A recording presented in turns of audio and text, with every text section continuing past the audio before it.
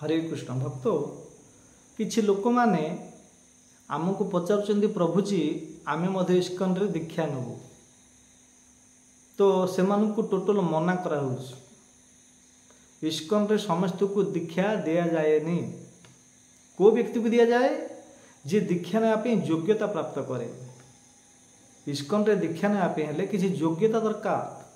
जो पर्यंत से योग्यता आम पाखे हेनी आसीनी से पर्यंत को व्यक्ति को दीक्षा दि जाऊनी।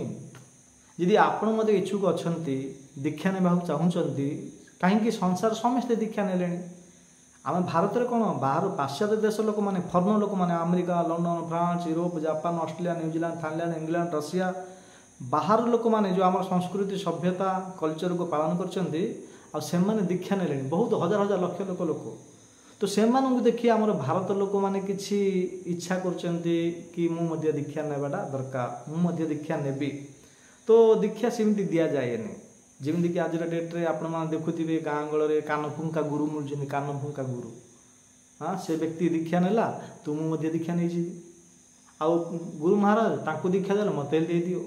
आजिकल किसी गुरु माने बुलूँ दीक्षा देवाई जो कि किसी को शिष्यर योग्यता किसी ना हाँ पियाज रसुण आमिष चिकन मटन अंडा हाँ कौन विभिन्न प्रकार सब जो अखाद्य गुड़ा खाऊँ आउ किछि गुरु माने से कानफुंका गुरु माने दीक्षा दे दूसरी कहीं से नाम प्रतिष्ठा चाहते से हजार हजार लक्ष लक्ष शिष्य बनवा चाहते निज को भगवान घोषित कर जेल बुझे ए प्रकार किसी गुरु मान अच्छा संसार आपण मैंने देखि परंतु आपन जदि दीक्षा नौचंती ताहाले ध्यान दे शुणु ये चारिटा संप्रदाय भितर थिबार अच्छी से गुरु चारिटा संप्रदाय अंतर्गत जदि नाहांती ताहाले किछि फायदा ना।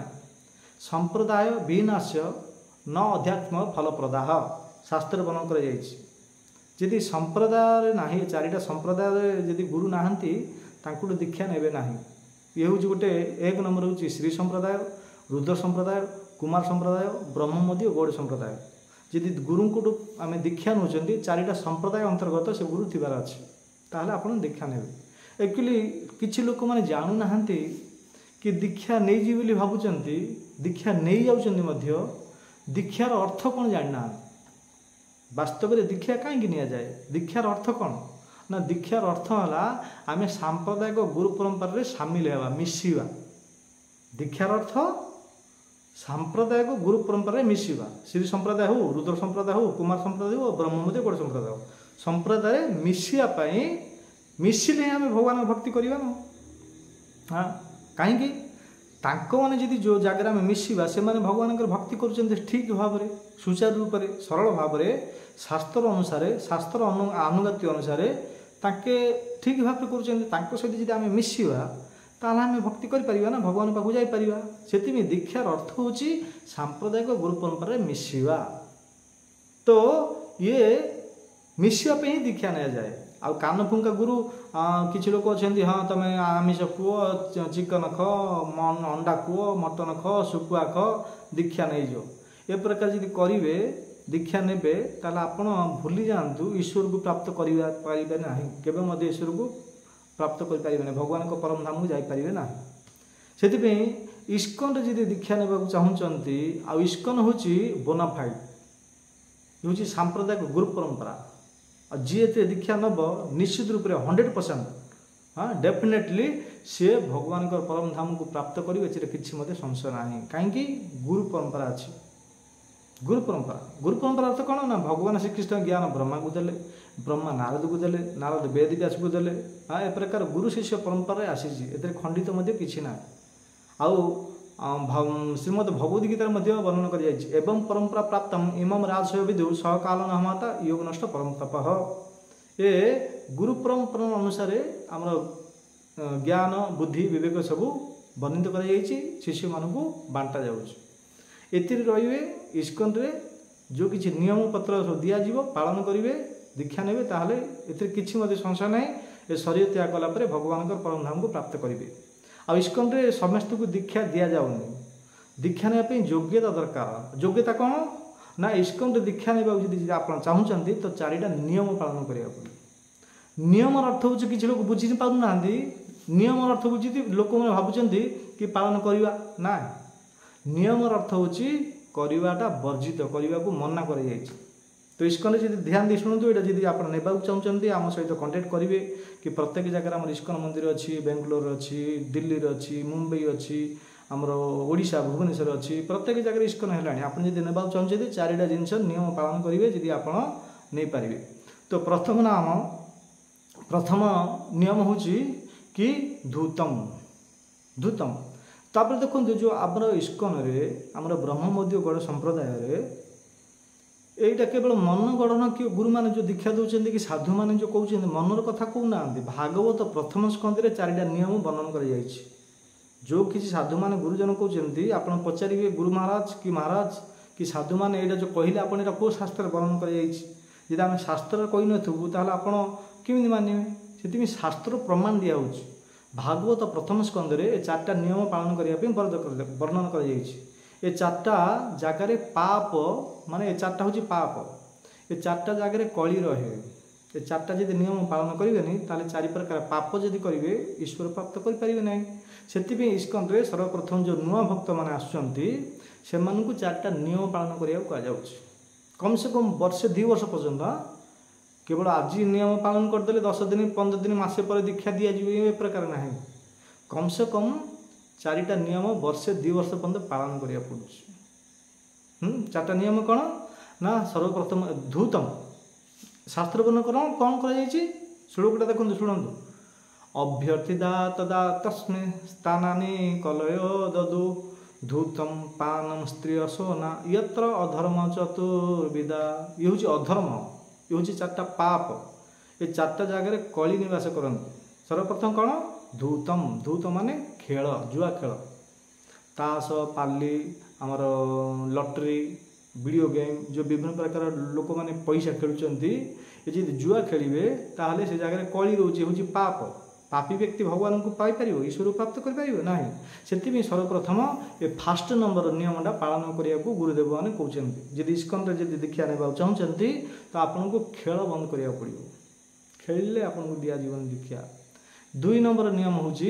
कि पानम ये धूतम से हूँ पानम पानम अर्थ हूँ निशा द्रव्य प्रकृति व्यसन कौन कौन ना पान बीड़ी सिगरेट गुटका तंबाकू आपू गंजेई मद हाँ जो अल्कोहल जो पीले निशा मद पीछे लोक मैंने यहीटा को जदि आप खाऊ नाश पान बीड़ी गुटका मद यहाँ छाड़ा पड़ो यहाँ छाड़े ये पापरू आम निवृत्त होगा दीक्षा नहीं पारे से आप खेल वर्जित कर बंद करेंगे निशा पान बीड़ी सिगरेट गुटका हाँ चा पीवा पी मना जब दीक्षा नहीं चा निशा ना चा आप पीऊे चा दिन न पीवे आप मुंड बथेबे चा टी पीले ही आपंकर भल लगे से चा वर्जित कर फरन लोक मैंने चा पीऊना जो कि दिन को 20 थर चा पीवा लोक ताके चा छाड़े आ पान बीड़ी गुटका सिगरेट से तो अलग छाड़ चा पीऊना से मैंने तो 2 नंबर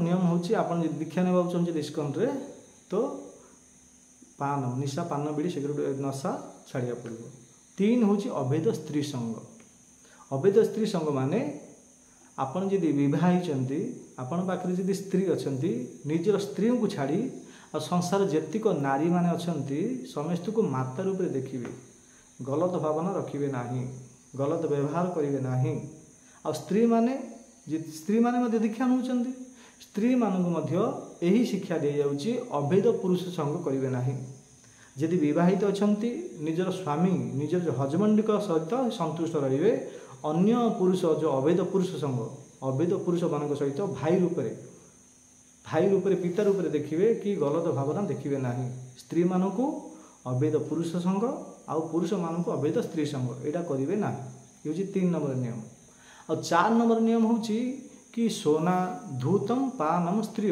सोना सोनार अर्थ हूँ पशु हिंसा माने जो आमर जीवर टेस्ट पाए आमर इंद्रिय तृप्ति पाई जो विभिन्न प्रकार आम माछ मांस अंडा चिकेन मटन शुकुआ गुड़ा खाऊँ जो खाद्य गुड़ाक आम ना यहाँ पशु गुड़ा जो डेड बॉडीगा जहाँ देहर आत्मा पली चलीगला से डेड बॉडी ए मशाणी की नेबा जिनस घर आनिक जो खाऊँ हाँ जो पशु हिंसा कर इंद्रिय तृप्ति करने जीव लालसा এইটা ବନ୍ଦ କରିବାକୁ ପଡ଼ିବ। ସମସ୍ତେ ଆମେ ମଧ୍ୟ ଖାଉଥିଲୁ ଆଗ ପିଲାବେଳେ, ଆମେ ଜାଣିନଥିଲୁ, ଅଜ୍ଞାନ ଥିଲୁ ନା। ଯଦି ଆପଣ ଦୀକ୍ଷା ଆପଣ ଖାଇପାରନ୍ତି, କିଛି ଅସୁବିଧା ନାହିଁ, ଲେକିନ୍ ଆପଣ ଯଦି ଦୀକ୍ଷା ନେବାକୁ ଚାହୁଁଛନ୍ତି ଆପଣ ଖାଆନ୍ତୁ, କିଛି ଆପତ୍ତି ନାହିଁ। ଆମେ କିଏ ଆମେ କହିବାକୁ, ଆପଣ ମନା କରିବା ପାଇଁ, ପରନ୍ତୁ ଏଗୁଡ଼ା ତ ଆମ ପାଇଁ ନାହିଁ। ଆମ ପାଇଁ ଶାକାହାରୀ, ଆମେ ଶାକାହାରୀ ଜୀବ। ହଁ, ଆମେ ଶାକାହାରୀ ଜୀବ। ଦେଖନ୍ତୁ ପଶୁ ଯେଉଁ ମାଂସାହାରୀ ଜୀବମାନେ ଜୀବରେ ପାଣି ପିଇବେ, ଆପଣ ସେମାନଙ୍କୁ ପାଣି ଦିଅନ୍ତୁ, କ୍ଷୀର ଦିଅନ୍ତୁ। ଯିଏ ମାଂସାହାରୀ ପ୍ରାଣୀ, ବିରାଡ଼ି ଦେଖିଛନ୍ତି କ୍ଷୀର ପିଇବାର? ସେ ମୁହଁ ବୁଡ଼ିକିରି ପିଉଛି? ନାହିଁ, ଜୀବରେ ପିଇବ। କୁକୁର ସେ ମାଂସାହାରୀ ପ୍ରାଣୀ, ସିଏ ଜୀବରେ ପିଇବ। ବାଘ ମାଂସାହାରୀ ପ୍ରାଣୀ, ଜୀବରେ ପିଇବ, ପାଟି ନଗେଇ ପିଇବେ ନାହିଁ। ଆଉ ସେମାନଙ୍କର ଦାନ୍ତ, ଉପର ଦାନ୍ତ ଦୁଇଟା ଲମ୍ବା ଥିବ, ତଳ ଦାନ୍ତ ଦୁଇଟା ଲମ୍ବା ଥିବ। କୁକୁର ଦେଖନ୍ତୁ, ବାଘ ଦେଖନ୍ତୁ, ବିରାଡ଼ି ଦେଖନ୍ତୁ, ଚାରିଟା ଦାନ୍ତ ଲମ୍ବା ଦିଆଯାଇଛି। କାହିଁକି? ମାଂସକୁ ଝିକି ଝିକି ନୋଚ ନୋଚ କରି ଖାଇବା ପାଇଁ। ହଁ, ସେମାନଙ୍କ ପାଇଁ ବନାଯାଇଛି। ଆମ ପାଇଁ, ଆମେ ଶାକାହାରୀ ଜୀବ। ଆମେ କ'ଣ ଜୀବରେ ପାଣି ପିଉଛନ୍ତି? ଆମେ ଗ୍ଲାସରେ ପାଟି ବୁଡ଼େଇକି ପିଉଛନ୍ତି ନା। ଏ ଗୋଟେ ଦେଖ ଶାକାହାରୀ ପ୍ରାଣୀ, ବଳଦ, ଗାଈ, ହଁ, ସିଏ ମଧ୍ୟ ପଶୁ।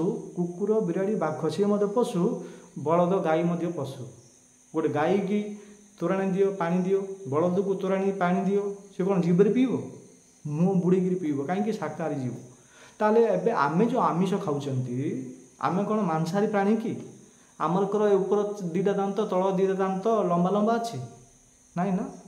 ଆମେ କ'ଣ ଜୀବରେ ପାଣି ପିଉଛନ୍ତି? ନା, ଆମେ ପାଟି ବୁଡ଼େଇକିରି ପାଣି ପିଉଛନ୍ତି। ଆର ଅର୍ଥ ଆମେ ଶାକାହାରୀ ଜୀବ। ଆମର ଜୀବର ଟେଷ୍ଟ ପାଇଁ, ଇନ୍ଦ୍ରିୟ ତୃପ୍ତି ପାଇଁ ଆମେ ପଶୁକୁ ମାରିକିରି ତାର ମାଂସକୁ ଖାଉଛନ୍ତି।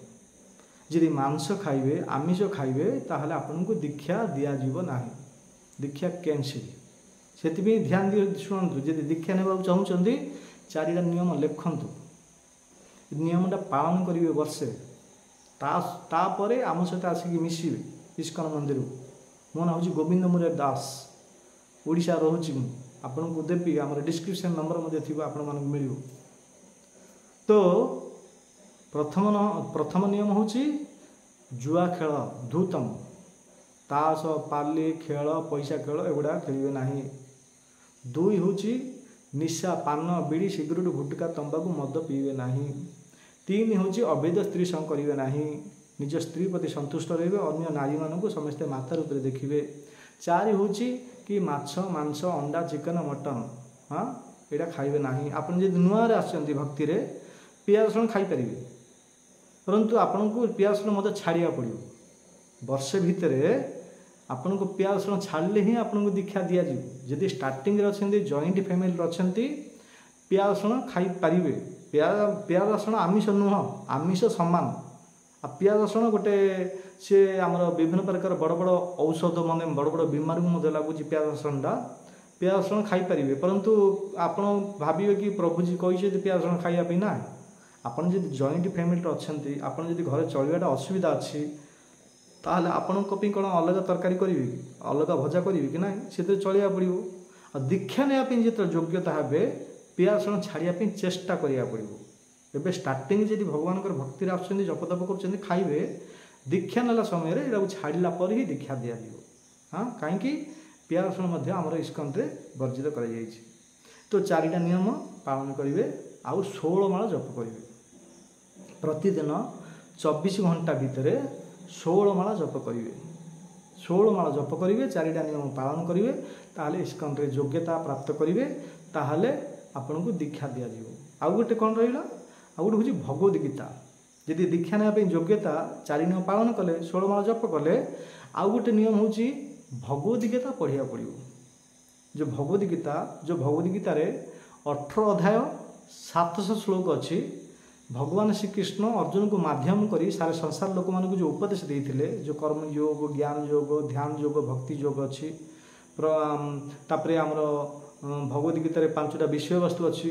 ହଁ, ସେଗୁଡ଼ା ସବୁ ବିଭିନ୍ନ ପ୍ରକାର ଦିଆଯାଇଛି। ଭଗବଦ ଗୀତା ଆପଣଙ୍କୁ କମ୍ପ୍ଲିଟ୍ କରିବାକୁ ପଡ଼ିବ। ଭଗବଦ ଗୀତାରେ ଟିକେ ବୁଝିବାକୁ ପଡ଼ିବ। 4 ନିୟମ ପାଳନ କରିବେ, ଆଉ 16 ମାଳ ଜପ କରିବେ, ତାହେଲେ ଇସ୍କନରେ ଯୋଗ୍ୟତା ହେବେ। ତାପରେ ଆମ ସହିତ କଣ୍ଟାକ୍ଟ ହେଲା ପରେ ଆପଣଙ୍କର ପୁଣି ଆଉ ଥରେ ଏକ୍ଜାମ୍ ହେବ, ସେମିତି ଦିଆଯିବନି। ସବୁ କଲା ପରେ ମଧ୍ୟ ଆପଣଙ୍କର ଏକ୍ଜାମ୍, ପରୀକ୍ଷା, ଡିସାପଲ୍ କୋର୍ସ ମାନେ ଆପଣ ଗୁରୁଙ୍କର ସିଲେକ୍ଟ କରିବେ। ତମର ଆପଣଙ୍କର ଯେଉଁ ଆମେ ମଧ୍ୟ ଦୀକ୍ଷା ନେଇଥିଲୁ ଆମର ଡିସାପଲ୍ କୋର୍ସ ହେଇଥିଲା। ମାନେ ଡିସାପଲ୍ କୋର୍ସର ଅର୍ଥ ହେଉଛି ଇସ୍କନ କ'ଣ, ଇସ୍କନର ପୁରା ଜାନକାରୀ। ଆମେ ଇସ୍କନରେ ଜଡ଼ିତ ହେବା, ଆମକୁ ଦ୍ୱିତୀୟ ଜନ୍ମ ମିଳିବ। ତ ଇସ୍କନରେ ଯଦି ଜନ୍ମ ନେଉଛନ୍ତି, ଇସ୍କନରେ ଯଦି ଜଡ଼ିତ ହେଉଛନ୍ତି, ତ ଇସ୍କନର ପୁରା ସମ୍ପୂର୍ଣ୍ଣ ଭାବରେ ଜାନକାରୀ ଦରକାର ନା, ଜାଣିବାର ଦରକାର। ସେଥିପାଇଁ ଡିସାପଲ୍ କୋର୍ସ କରାହେବ। ଇସ୍କନ ବିଷୟରେ ସବୁ ଜାନକାରୀ ଦିଆଯିବ। ଗୁରୁ କ'ଣ, ଇସ୍କନ କ'ଣ, ଇସ୍କନର କ'ଣ ପଦ୍ଧତି, କ'ଣ ନିୟମ ପତ୍ର ସବୁ ଏଗୁଡ଼ା ଡିସାପଲ୍ କୋର୍ସ ଗୋଟେ 3 ଦିନ ହେଉଛି। 3 ଦିନ ଡିସାପଲ୍ କୋର୍ସ କରିବାକୁ ପଡ଼ିବ। ତାପରେ ଆପଣଙ୍କୁ ଗୋଟେ ସାର୍ଟିଫିକେଟ୍ ମିଳିବ। ତାପରେ ଯେତେବେଳେ ଦୀକ୍ଷା ସମାରୋହ ହେବ ଆପଣଙ୍କୁ ଫୋନ୍ କରି ଡକା ହେବ, ଆପଣ ଦୀକ୍ଷା ବସିବେ। ଆପଣଙ୍କର ଉପବାସ ରହିବ ସେଦିନ। ଆପଣଙ୍କର ନାମକରଣ ହେବ। ଯେଉଁ ଭୌତିକ ନାମ ଅଛି ସେ ନାମଟାକୁ ତ୍ୟାଗ କରିବେ। ଗୁରୁଦେବ ତୁମର ଗୋଟେ ଆଧ୍ୟାତ୍ମିକ ନାମ ଦେବେ, ଆଉ ଗୋଟେ ତାଙ୍କେ ଜପ କରିଥିବେ, ସେ ଗୋଟେ ତାଙ୍କେ ତୁଳସୀ ମାଳ ଦେବେ। ସେ ମାଳରେ ଆପଣ ପ୍ରତିଦିନ 16 ମାଳ ଜାପ କରିବେ। ଏ ପ୍ରକାର ନିୟମ ପଦ୍ଧତି ଗୁଡ଼ା ସବୁ ଅଛି। ପରନ୍ତୁ ସର୍ବପ୍ରଥମ ଆପଣଙ୍କୁ 4ଟା ନିୟମ ପାଳନ କରନ୍ତୁ, ଭଗବଦ୍ ଗୀତା ପାଠ କରନ୍ତୁ, ଆଉ 16 ମାଳ ଜପ କରନ୍ତୁ। ବର୍ଷେ 1.5 ବର୍ଷ ହେଲା ପରେ ଆମ ସହିତ ମିଶିବେ। ତାପରେ ଆପଣ ମଧ୍ୟ ଆମର ପରି ଦୀକ୍ଷା ନେଇଯିବେ। ଦୀକ୍ଷା ନେଇଗଲା ପରେ ଗୁରୁଙ୍କର ଆଶୀର୍ବାଦ ହେବ। ଆପଣ ଯେଉଁ କିଛି ପଢ଼ିବେ ଭଗବଦ୍ ଗୀତା କି ଯେଉଁ ବେଦ ଶାସ୍ତ୍ର ପୁରାଣ ଯଦି ପଢ଼ିବେ, ଗୁରୁଙ୍କର ଆଶୀର୍ବାଦ ହେବ। ସବୁ କଣ୍ଠସ୍ଥ କରିବେ, ଆପଣଙ୍କର ମନ ରହିବ ସବୁ। ଆଉ ଅନ୍ତ ସମୟରେ ଏ ଜାଗାରେ ଖୁସି ରହିବେ। ଅନ୍ତ ସମୟରେ ମଧ୍ୟ ଭଗବାନଙ୍କର ବୈକୁଣ୍ଠ ଧାମ ଯିବେ। କେତେ ଖୁସିର କଥା ନା। ସେଥିପାଇଁ ପ୍ରତ୍ୟେକ ଲୋକ ଚାହୁଁଛନ୍ତି ଇସ୍କନରେ ଦୀକ୍ଷା ନେବା ପାଇଁ। ଆମେ ପ୍ରଚାର କରିବାକୁ ଯେତେବେଳେ ଯାଉଛୁ ବାହାରି, ତ ମୋତେ କିଛି ଲୋକ କହୁଛନ୍ତି ଆଜ୍ଞା ମୁଁ ମଧ୍ୟ ଇସ୍କନରେ ଦୀକ୍ଷା ନେଇଯିବି, ମୁଁ ମଧ୍ୟ ବାହାଜି ହେଇଯିବି। ନା, ଏ ଦୀକ୍ଷା ନେବା ପାଇଁ ବହୁତ କଟକଣା। ଇସ୍କନରେ ସେତେଟା ଦୀକ୍ଷା ମିଳୁନି। ଦୀକ୍ଷା ନେବା ପାଇଁ ଯୋଗ୍ୟତା ହେବାକୁ ପଡ଼ୁଛି। ବହୁତ ନିୟମ ପାଳନ କଲା ପରେ ଯାଇକି ଦୀକ୍ଷା ଦିଆଯାଉଛି। ସେଥିପାଇଁ ଆପଣଙ୍କୁ କହିଲି ଗୋଟେ ନୂଆ ଭକ୍ତକୁ କ'ଣ କ'ଣ ଯୋଗ୍ୟତା ଦରକାର। ଆପଣ ଯଦି ଇସ୍କନ ପରମ୍ପରାରେ ମିଶିବାକୁ ଚାହୁଁଛନ୍ତି ତାହେଲେ ଦୀକ୍ଷା ନିଅନ୍ତୁ, ନିଜର ଜୀବନକୁ ସାର୍ଥକ କରନ୍ତୁ। ହରେ କୃଷ୍ଣ।